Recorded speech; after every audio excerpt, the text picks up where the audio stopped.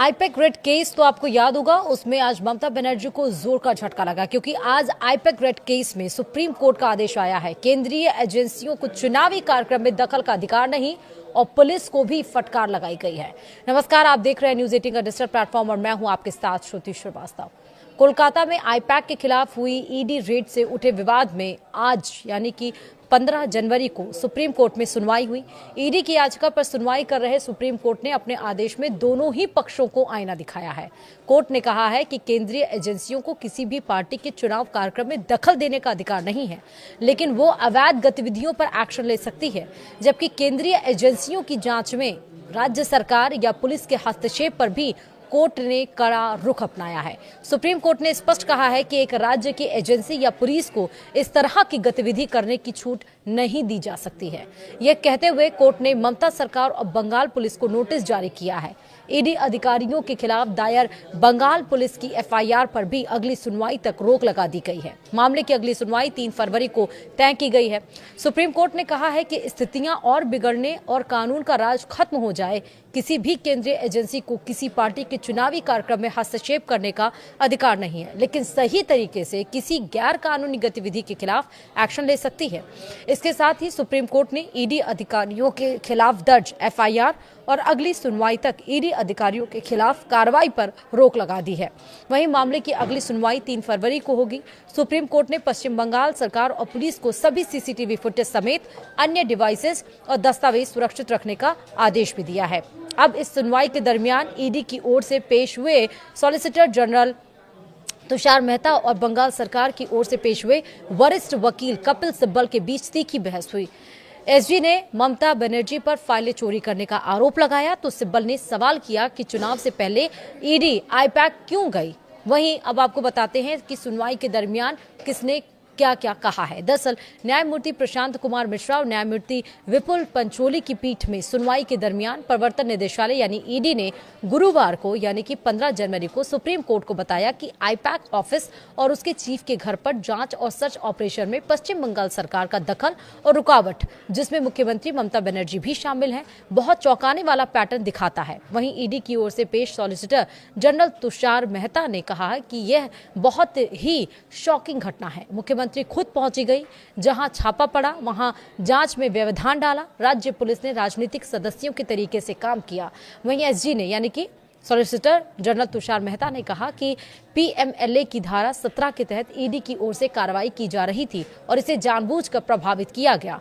वहीं एसजी मेहता ने कहा कि यह एक चौंकाने वाला पैटर्न दिखाता है जब कोई वैधानिक प्राधिकरण अपना कार्य कर रहा होता है। वहीं मुख्यमंत्री बनर्जी दखल देती हैं, पुलिस आयुक्त उनके साथ आते हैं और फिर धरना देती हैं। इस पर न्यायमूर्ति मिश्रा ने पूछा कि यह कैसे मान्य है। इस पर एसजी ने कहा कि ईडी की शिकायत है, एक पीड़ित और 1-2 अधिकारियों की भी है। ऐसे उदाहरण भी हैं जहां संयुक्त निदेशक के घर का घेराव किया गया, लोगों ने घबराकर फोन किए। एसजी ने कहा कि ईडी के अधिकारियों ने स्थानीय पुलिस को सूचना दी और पीएमएलए की धारा 17 के तहत आईपीएसी और फिर सभी पुलिस अधिकारियों की जांच करने का आदेश दिया गया। उन्होंने ये भी कहा कि मुख्यमंत्री ममता बनर्जी ने सारी फाइलें जब्त कर ली, यह चोरी है। उन्होंने एक ईडी अधिकारी का फोन भी ले लिया है। इससे ऐसे कृत्यों को बढ़ावा मिलेगा और केंद्रीय बलों का मनोबल गिरेगा। वहीं एसजी ने कहा कि राज्य सरकार को लगेगा कि वे घुसपैठ कर चोरी कर सकते हैं और फिर धरना दे सकते हैं। एक मिसाल कायम की जानी चाहिए कि जो अधिकारी वहां स्पष्ट रूप से मौजूद थे उन्हें निलंबित किया जाए। वहीं न्यायमूर्ति मिश्रा ने कहा कि तो क्या हमें उन्हें निलंबित कर देना चाहिए। इस पर एसजी ने कहा कि सक्षम अधिकारी को कार्रवाई का निर्देश दें, कृपया मामले का संज्ञान लें।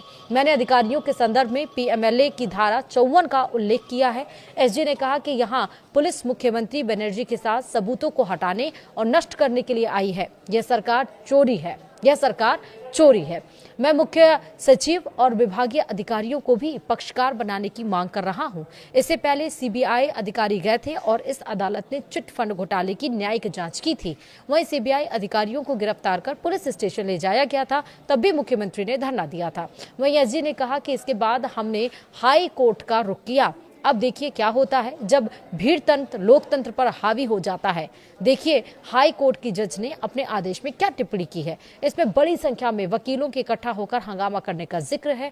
उन्होंने ये भी कहा कि अदालत का माहौल सुनवाई के लिए अनुकूल नहीं था। एसजी ने कहा कि इसके लिए बाकायदा मैसेज किया गया था। इसमें कहा गया कि कोर्ट को जंतर मंतर में तब्दील कर दो, यानी भारी भीड़ लाओ। वहीं एसजी ने कहा कि मैं वहां था। मैं आपको बताता हूं कि इस पर वरिष्ठ अधिवक्ता कपिल सिब्बल ने कहा कि मैं भी वहां था। न्यायमूर्ति मिश्रा ने बीच में बोलते हुए कहा कि कम से कम यहाँ हंगामा मत कीजिए। एसजी ने कहा कि मैंने वहां के विधि विभाग की व्हाट्सएप चैट रिकॉर्ड कर रखी है। ये सभी पार्टी के कानूनी प्रकोष्ठ के निर्देश पर की गई थी, इसलिए यह निर्दोषता नहीं थी, यह जानबूझकर किया गया था। संदेश में लिखा है कि आज गेट नंबर पर सभा है। इस पर न्यायमूर्ति मिश्रा ने पूछा कि क्या वह जंतर मंतर था। एसजी ने कहा कि हाँ, अदालत को जंतर मंतर में बदल दिया गया था। उन्होंने उन सदस्यों के लिए बस और परिवहन की व्यवस्था भी की थी। उच्च न्यायालय ने आदेश पारित किया कि केवल वकील ही अदालत में प्रवेश करेंगे और सुनवाई का सीधा प्रसारण किया जाएगा। वहीं कपिल सिब्बल ने कहा कि यहां जानकारी की कलरिंग की जा रही है। सिब्बल ने कहा कि ऐसा दोबारा नहीं होगा। कल सुनवाई हुई थी। अगर यह अदालत इस मामले की सुनवाई करती है तो आपको यह मान लेना होगा कि हाईकोर्ट इसकी सुनवाई नहीं कर सकता। और इस पर जस्टिस मिश्रा ने कहा कि हमारे मुंह में अपने शब्द मत डालिए, अनुमान मत लगाइए। वहीं सिब्बल ने कहा कि इसकी सुनवाई हाईकोर्ट में होनी चाहिए। अनुच्छेद 226 के तहत उसे अधिकार क्षेत्र प्राप्त है। यही व्यवस्था है। वे समानांतर कार्यवाही कर रहे हैं। वहीं वरिष्ठ अधिवक्ता सिंघवी ने कहा कि अभिषेक मनु सिंघवी की हम बात कर रहे हैं। सिंघवी ने कहा कि बिना किसी हंगामे की ईडी ने कल सुनवाई स्थगित करने का अनुरोध किया था। सिब्बल ने कहा कि पश्चिम बंगाल में चुनाव का जिम्मा पैक के पास है। वहीं पार्टी ने 2021 में आईपीएसी के साथ एक औपचारिक अनुबंध किया था। हमारा मानना है कि ईडी को इसकी जानकारी है। जस्टिस मिश्रा ने कहा कि पश्चिम बंगाल में चुनाव आईपैक द्वारा करवाए जाते हैं या चुनाव आयोग द्वारा। वहीं सिब्बल ने कहा कि आईपैक के पास कई तरह के आंकड़े रखे जाते हैं। जब वे वहां गए थे तो उन्हें पता था कि पार्टी से संबंधित कई आंकड़े वहां मौजूद होंगे। चुनाव के बीच में वहां जाने की क्या जरूरत थी, ये भी सवाल आया। तो कोयला घोटाले में आखिरी बयान 24 फरवरी 2024 को दर्ज किया गया था। तब से वे क्या कर रहे थे। वहीं सिब्बल ने कहा कि अगर आपको जानकारी मिल गई तो हम चुनाव कैसे लड़ेंगे। अध्यक्ष को जाने का अधिकार था। अगर हम वीडियो दिखाएंगे तो झूठ साबित हो जाएंगे।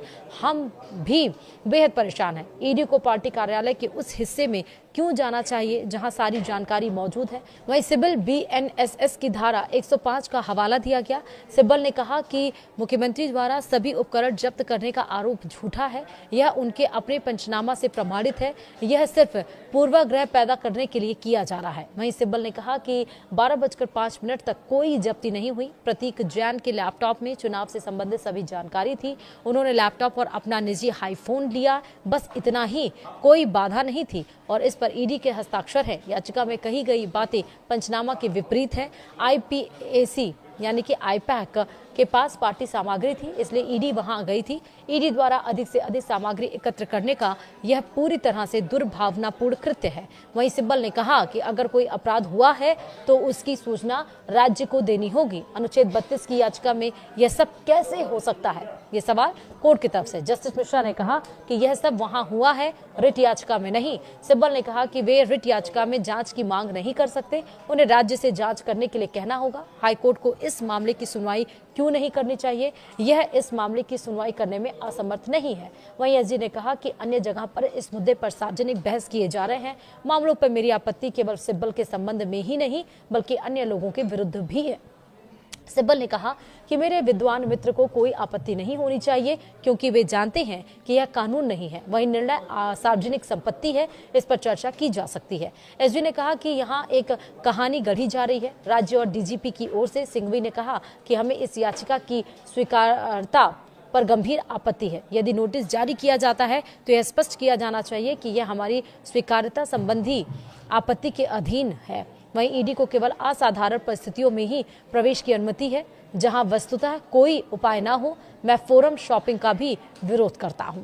तो यानी कि एक तरफ से दोनों तरफ से फटकार लगी है। एक तो एफआईआर जो दर्ज करने की बात आई थी उस पर रोक लगा दी गई है और वहीं कोर्ट ने जो केंद्रीय एजेंसियां हैं उनको भी फटकार लगाई है। फिलहाल इसी के साथ इस वीडियो में इतना ही। नमस्कार।